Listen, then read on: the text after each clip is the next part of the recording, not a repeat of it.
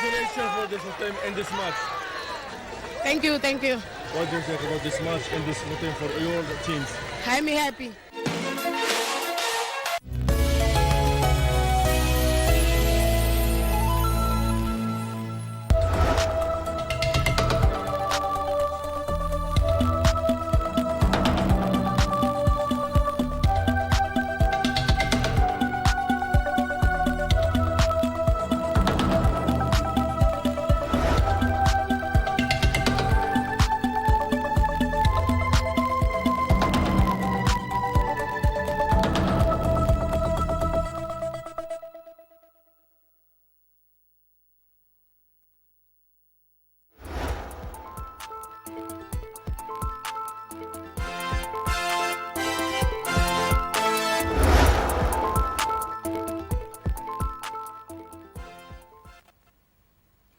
Hello, and thank you for joining us for Lunchtime News on KBC Channel 1. We are live at the Broadcasting House in Kenya's capital, Nairobi. My name is Giverson, Maina. Baron Abuli is our sign language interpreter. Join us for news for about 30 minutes for news within, of course, across the country, including sports, and of course, start interacting with our social media handles at KBC Channel 1, and mine is at Giverson Maina.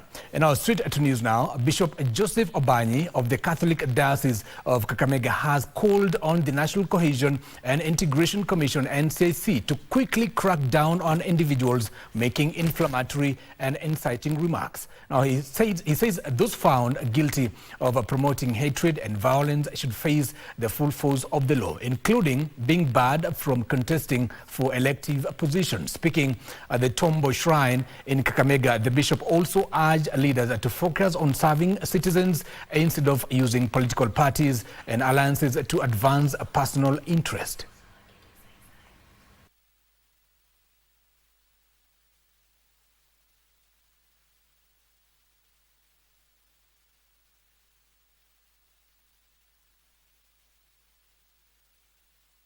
Imekuwa kama ni kawaida ya wanasiasa wetu Kenya kuanza siasa zao, kuanza kutafuta mirengo na vyama na kusahau haswa kazi zao zile ambazo walichaguliwa kufanya.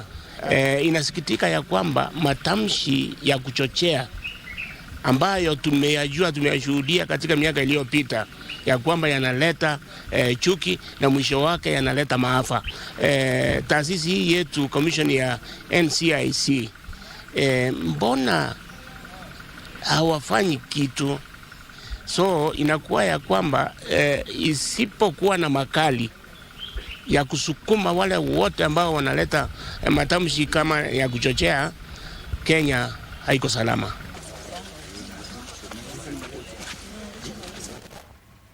And now, from that, residents of Narok North have raised concerns over what they describe as years of neglect by successive leadership on key economic and social challenges, including poor roads, limited market access, land concerns, and high unemployment among the young people.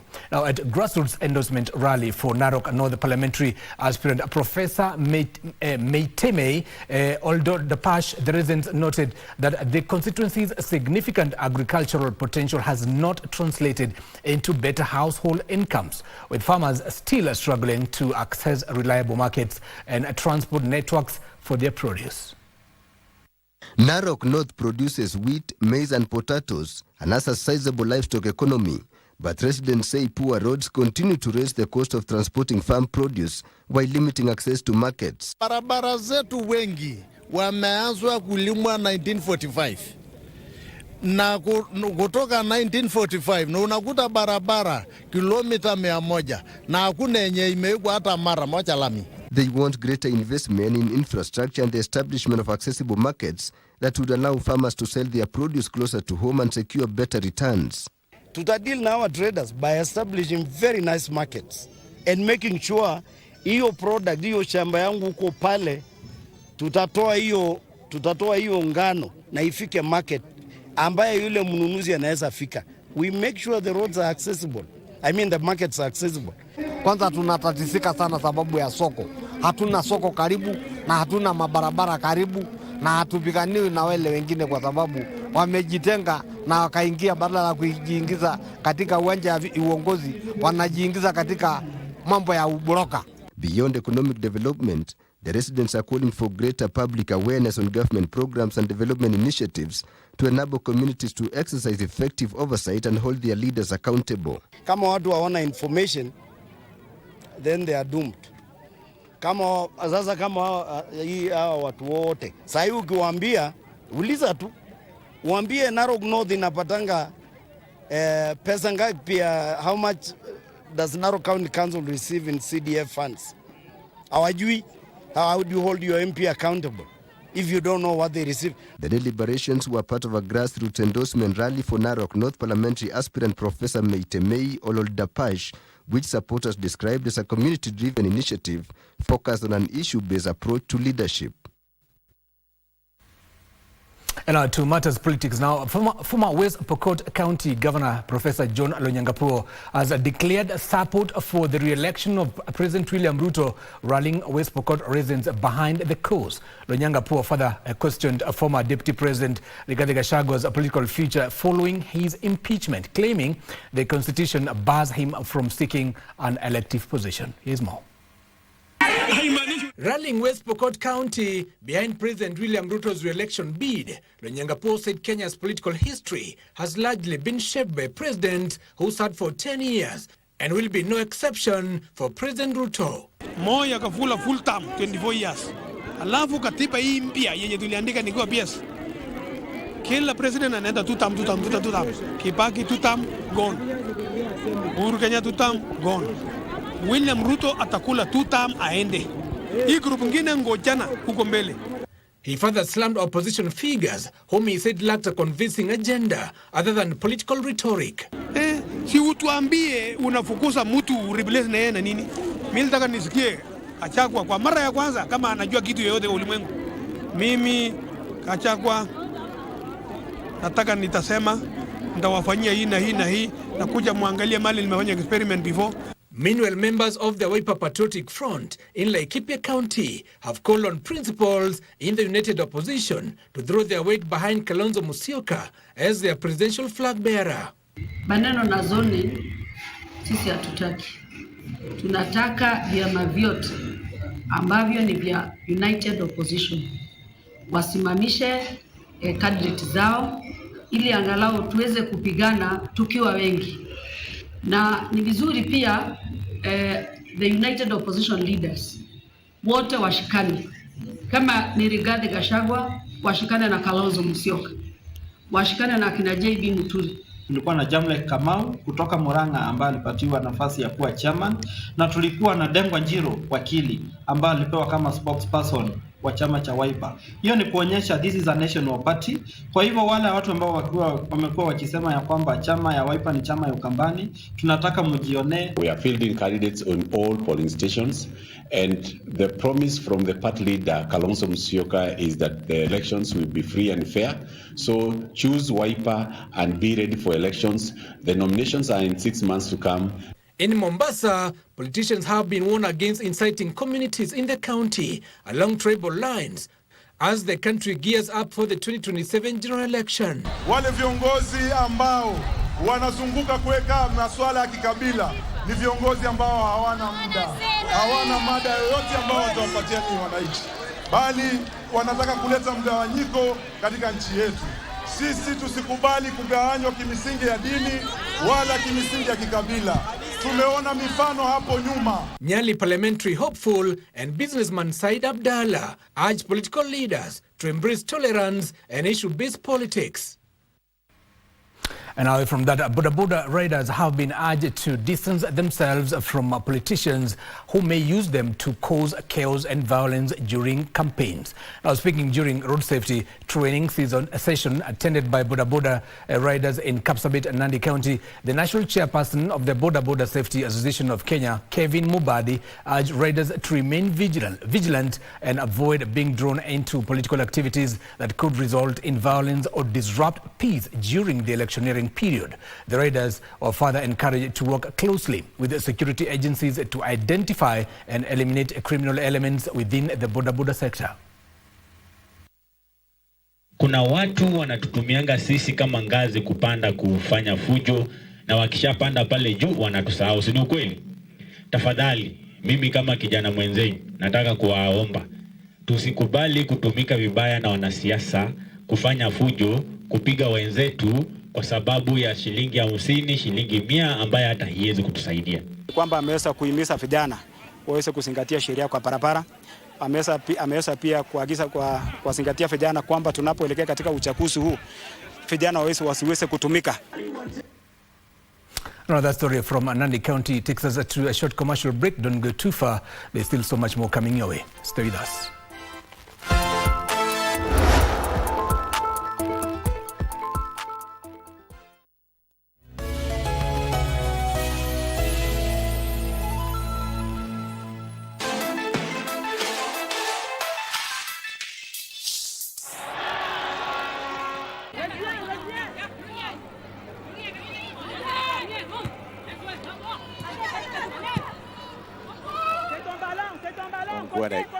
Doing anything but that.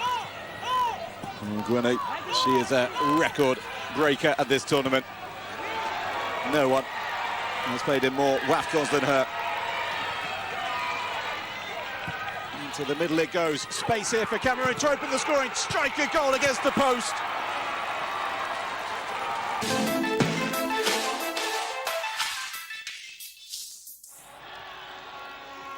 Pata makao na boma yangu.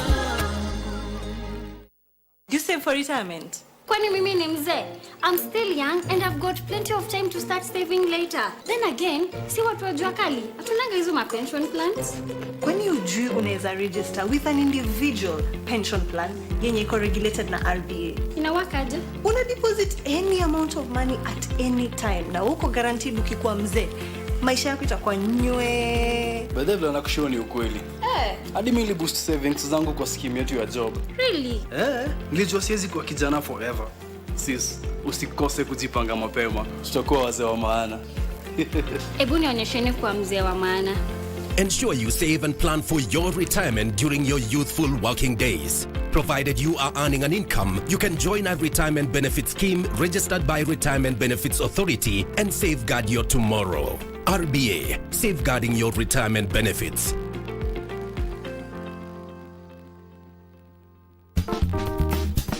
Reality is, for many women, one paycheck is simply not enough. So whether you're employed or you have your own business or you're balancing both, building multiple income streams is no longer a luxury but a necessity. Multiple streams of income just doesn't mean more money for a woman. Yes. It means freedom. It means ability to make choices. Instead of waiting for a seat at someone else's table, I decided to make my own table. One of the biggest creators of businesses and entrepreneurship is usually the ability to identify a need and solve it. See what people come to you for. Try to pick on that. Be very, very intuitive and believe in yourself, because these people are believing in you. They are coming to you for that particular problem, for you to solve it. There is so much importance in, even though you are working 8 to 5 or you have something keeping you tied up 8 to 5, these other streams of income that you're creating and these other assets that you're bringing in are what are eventually going to help you retire. Unaona ile boss wako ukimfanyia kazi, si unamwogopa? Kuna venye una keep deadlines, kuna venye you're always constantly trying to be perfect. Do that with your own small business.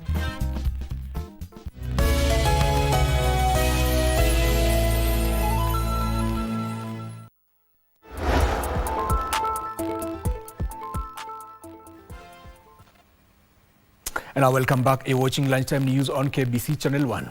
And our calls for increased youth participation in the country's top leadership and governance took center stage during the launch of this year's Youth Day of Service campaign in Nairobi, ahead of the International Youth Day slated for Wednesday, 12 August next week. Now led by leadership, effectiveness, accountability and professionalism, LEAP Organization's Executive Director Kehinda Yeni, the stakeholders in the social development space urge young people across the African continent to take an active role in shaping the continent's future through leveraging their numbers, skills and creativity to address various challenges bedeviling their communities. The Youth Day of Service campaign, piloted by LEAP Africa, aims at mobilizing the youthful population across the continent to embrace volunteerism, civic engagement and community-led solutions as a crucial step towards driving sustainable development.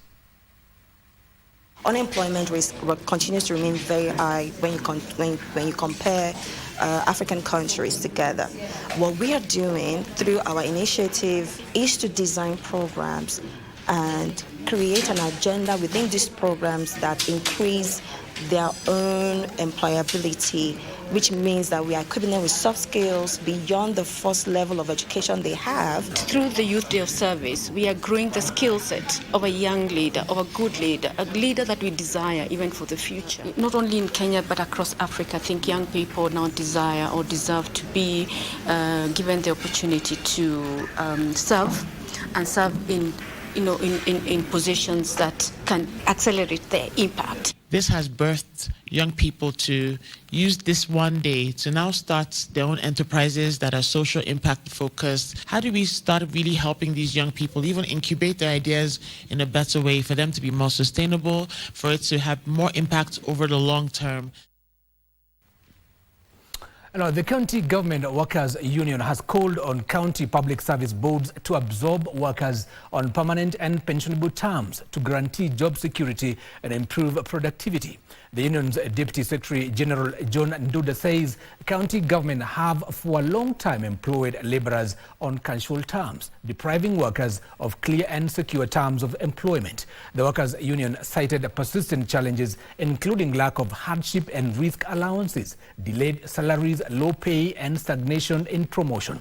This even as they announced plans to conduct workers' rights sensitization campaigns. Kuna wale wanapaswa kuwa wanapokea risk allowance. Kuna wengine kupitia kwa mkutano wa leo tumepata hawajakuwa wakipata, na kuendelea mbele tumeamua kama shida kama hizo tukue tunatembelea kila sub county, tunachukua hizo shida na tunapelekea serikali tujue tutafanya ni tutazitatua vipi. Tunaomba serikali zetu zikuwe na utu na ziweke watu mahali wanafaa. Mtu astahili kukaa katika position moja, katika grade moja kwa miaka 10, miaka 13.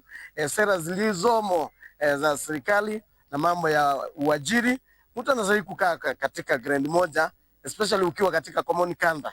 Unastahili kukaa miaka 3.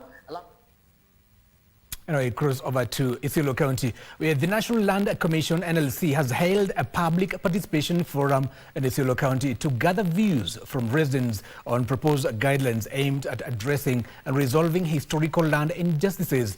During the forum held in Isiolo Town, NLC Commissioners Mary Seneta and Tia Galgalo urged Isiolo residents to collect their allotment letters, saying the documents would enable them to proceed with the acquisition of title deeds for their parcels of land.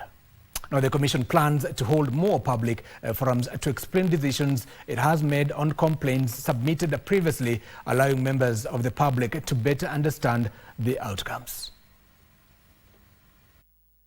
Watu 14 ndio walikuwa wamepeana their claims mbeleni kabla ya ile timeline ijafungwa, na kwa uzuri Commission imesikiliza na ikadetermine. Kwa hivyo out of the 14 ile claims tulikuwa tumepata kutoka kwa watu wa Isiolo, 10 isha determination imeshafanywa na tutawaeleza what the determination means to them. Kufanya public participation kwa sababu ya regulation zetu za historical land injustices ambazo bunge wakati walipitisha ile amendment ya kufungua muda ya kusikiza tena historical land injustices claims, waliona kwamba ni vyema tuweze kuwa na regulations za kuambatana na sheria ili tuweze kusikiza sheria zile kesi zile katika njia ya sheria. Pastoralist communities in Isiolo, Laikipia, Samburu and Meru counties are set to benefit from 4 water projects following the inaugural NDMA Road Race for Peace and Resilience held in Archers Post, Samburu County. Now, the projects include the Maroi Rock Catchment in Samburu, Naitumtum Water Pipeline Extension in Isiolo, Koija Earth Dam Rehabilitation and Livelihood Project in Laikipia, and the Nauchi Water Project Solarization and Rehabilitation in Meru. Now, National Drought Management Authority Chief Executive Officer Lieutenant Colonel retired Hared Hassan Adan said once completed, the projects are expected to benefit about 30,000 people in more than 5,000 households and over 50,000 livestock. Some of the biggest conflicts that we have between our people, our pastoralist people, inahusu maji. So the moment you solve problems of water, we would have gone a long way kuhakikisha watu wetu wanaishi na amani. We are happy to report that the project in Samburu County already has been taken over, been adopted by one of our partners, and the one for Laikipia also partially, as a partner has made a commitment. We have also have other commitment for the other 2 projects in Meru County and Isiolo County. And now we change focus to matters health now. More than 2,500 residents from Kisii neighboring counties have benefited from a week-long specialized orthopedic medical camp at Nyanchwa Adventist Mission Hospital. The camp provided free surgeries and other orthopedic procedures, including hip and knee replacements, offering relief to patients who had lived with debilitating injuries now for so many years. Now, while visiting the facility, Broadcasting and Telecommunication Principal Secretary Stephen Isaboke commended the initiative, saying partnerships between healthcare providers, government and other stakeholders were critical in expanding access to specialized care. Isaboke also praised the Kisii County government for facilitating the certification of visiting doctors, allowing them to carry out specialized procedures and surgeries in the region, noting that such initiatives complement the government's efforts towards universal health coverage.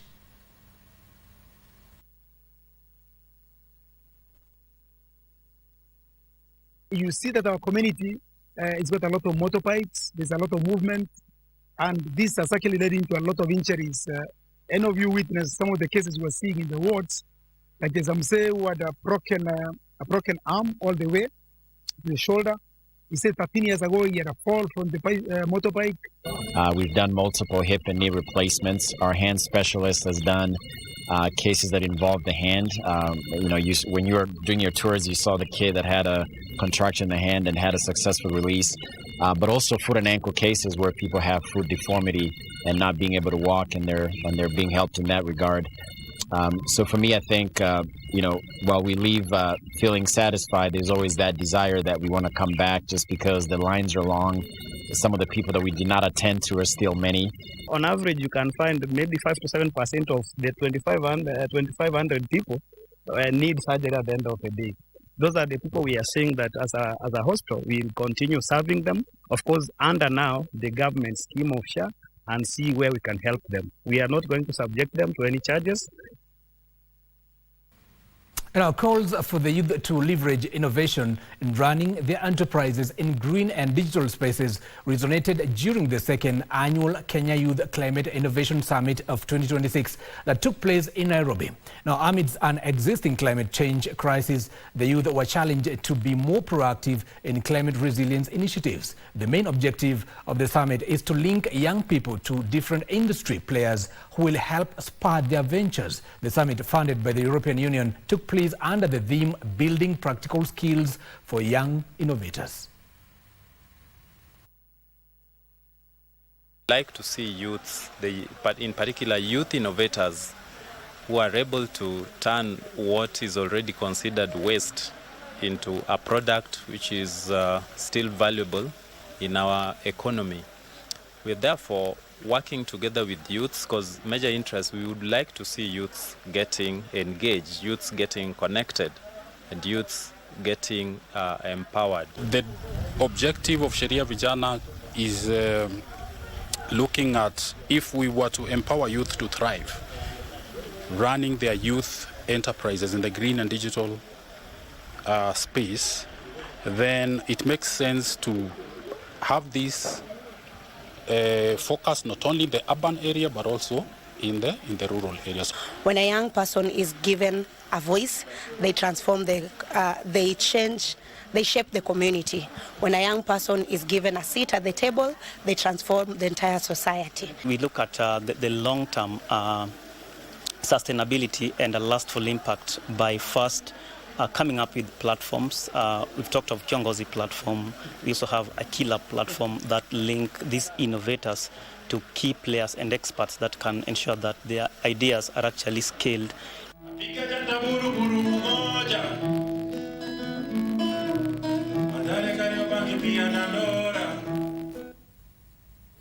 And now let's get sporty for a moment. Host Morocco booked their place in the semi-finals of the CAF Women's Africa Cup of Nations Morocco 2026 with a hard-fought 2-1 victory over former champions South Africa on Saturday evening. Now the win not only sends the Atlas Lionesses into the last four of the continental showpiece, but also secures their qualification for the FIFA Women's World Cup Brazil 2027.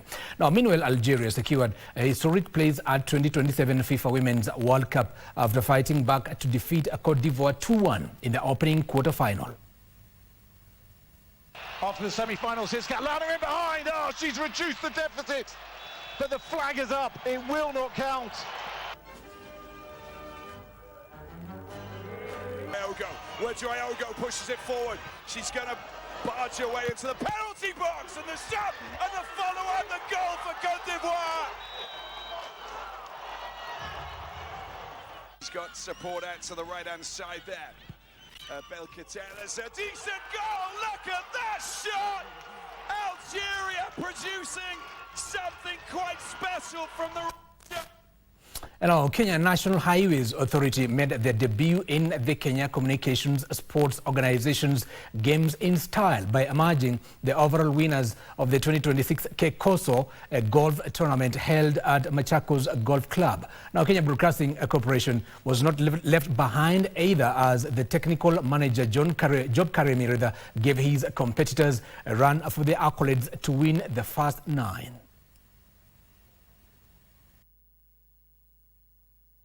Ministry of Information, Communications and Digital Economy remains the home of Kecoso. We are excited that the 45th Kecoso Games are coming to Machakos, and that this year you have 13 disciplines up from the 12th, and we are hoping that it will be exciting. We endeavor through the governor to make Machakos a sports tourism destination. We are putting up a new ultra-modern sports facility at the Machakos New City that will have state-of-the-art sports equipment. Continue promoting sports and games in various regions within Kenya and in the entire nation. And now, young footballers from Kenya and China came together on Saturday for a friendly match aimed at strengthening people-to-people ties and promoting cultural exchange between the two countries. Now, the match was played at St. Mary Immaculate Education Complex in Bahati, Nairobi, as part of activities marking the 70th anniversary of the establishment of diplomatic relations between China and African countries. Now, the organizers, Shanxi Radio and Television Media Group, said the football match was intended to promote sportsmanship, youth empowerment and cross-cultural friendship, with sport serving as a platform for strengthening relations between the peoples of China and Kenya. So we hope that through football, a common language, we can enhance the friendship between the Chinese and the Kenyan people, and at the same time take this opportunity to learn from each other and exchange skills. So this year marks the China-Africa Year of the People-to-People and a Cultural Exchange. and also the 70th anniversary of the establishment of the diplomatic relations between China and African countries.